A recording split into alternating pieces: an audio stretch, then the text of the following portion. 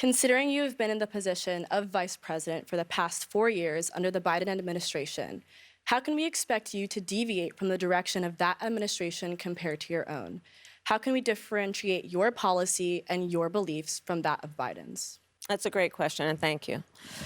Well, first of all, my administration will not be a continuation of the Biden administration. I bring to this role my own ideas and my own experience. I represent a new generation of leadership on a number of issues and believe that we have to actually take new approaches. For example, what we talked about in terms of housing. My experience that leads to that priority includes what I did to take on the big banks around the foreclosure crisis when I brought billions of dollars to homeowners that were the subject of predatory lending. I know what homeownership means to the American people, not to mention what it meant to my mother, who worked very hard and saved up so that by the time I was a teenager, she was able to buy our first home. I bring to it my experience actually taking care of my mother when she was sick, and it was, as it turned out, dying from cancer. And so I know what it means and have the experience of taking care of an elderly relative, and I have raised children. And so I bring to my priorities and will, as president, a new approach and a new idea, frankly, about what we need to do to deal with the sandwich generation, which is what we call those folks who are literally in the middle, who are raising their young children and taking care of their parents, which is why my plan and approach says, hey, you shouldn't have to wipe out all your savings to qualify for Medicaid to be able to get support to hire somebody to help you cook for your parent or help them put on a sweater. I've done that. I know what that requires. You shouldn't have to quit your job in order to do the work that is necessary to take care of your children and your parent, because it's overwhelming to try to do it all. And so my plan is to have and allow Medicare to cover the cost of home health care for our seniors. These are a couple of examples, including what we talked about in terms of price gouging and what we need to do in addition. And it's a new approach that I think is well overdue. Let's invest in the small businesses of America. The woman who helped raise us was a small business owner. I know who small business owners are.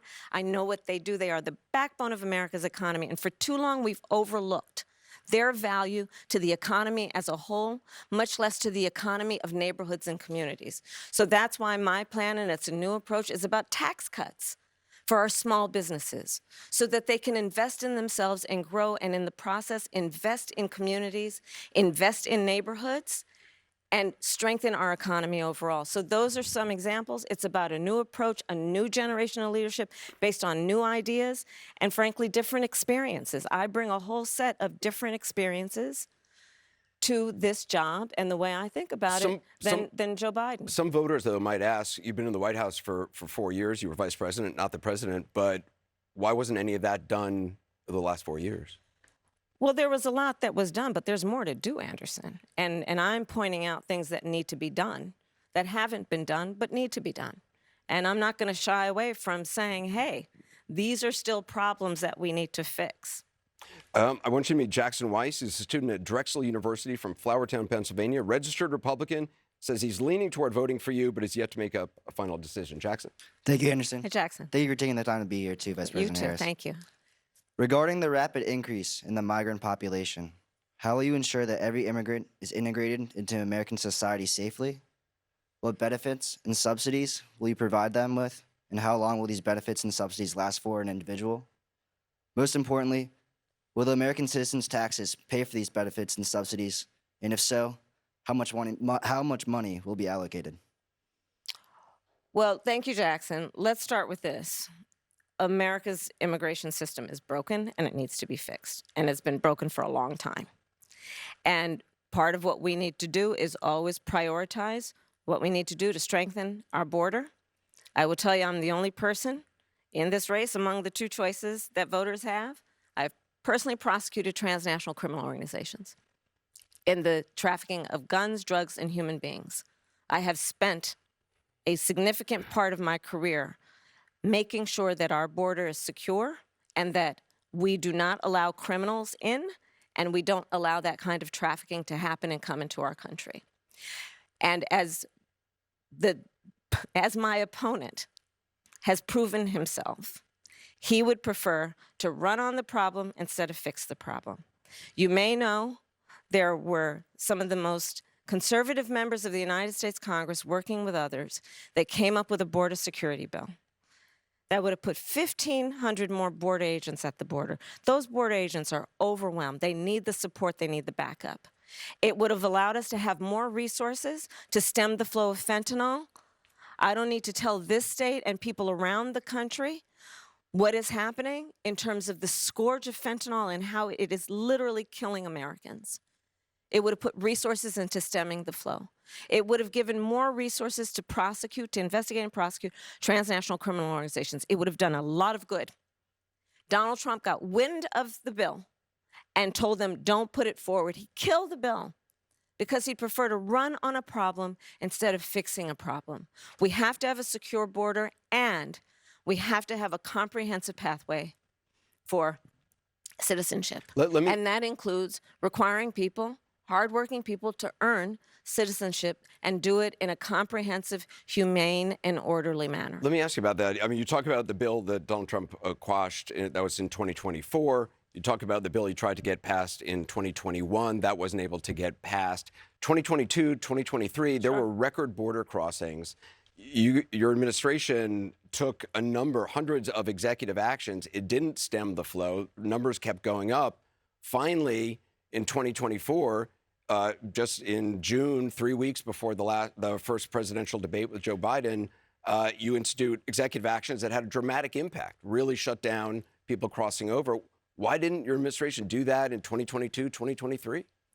First of all, you're exactly right, Anderson. And as of today, we have cut the flow of immigration by over half. In fact, the numbers I saw most recently, illegal immigration But if is it was low. that But hold easy on, with let me that finish. executive action, why not do it in 2022, 2023? Because we were working with Congress and hoping that actually we could have a long-term fix to the problem instead of a short-term fix. You couldn't have done one and both at the same time? Well, here's the thing. We have to understand that ultimately this problem is going to be fixed through congressional action. Congress has the authority and the purse. I hate to use DC terms, but literally they write the checks. Part of the issue is in order to really fix the problem at the border. I was just at the border recently talking with border agents. You know what they talk about? Yes, they are overwhelmed. They're working around the clock. And the other thing that they talk to me about, we need more judges down there to deal with asylum claims. We need more personnel down there to deal with processing. But Anderson, and that's where Congress kicks in terms of dedicating the resources to actually fixing the problem. We have dealt with it such that, to your point, we now, as of today, as of our visit, have lower undocumented immigrants and illegal immigration than Trump when he left office. That's true. But we need a permanent solution, and that requires bipartisan work. Do you wish you'd done those executive orders in 2022, 2023? I think we did the right thing, but the best thing that can happen for the American people is that we have bipartisan work happening, and I pledge to you that I will work across the aisle to fix this long-standing problem. I think the American people are demanding it on both sides of the aisle, and it's time we actually put the partisan approach to this aside. We know what can work. Well, let's talk about this compromise bill that you want to pass if you're elected. You said that's going to be a priority. It includes $650 million in funding for the border wall. That's something Republicans wanted. That was part of the compromise. Under Donald Trump, you criticized the wall more than 50 times. You called it stupid, useless, and a medieval vanity project. Is a border wall stupid? Well, let's talk about Donald Trump and that border wall. So remember, Donald Trump said Mexico would pay for it? Come on, they didn't. How much of that wall did he build? I think the last number I saw is about 2%. And then when it came time for him to do a photo op, you know where he did it?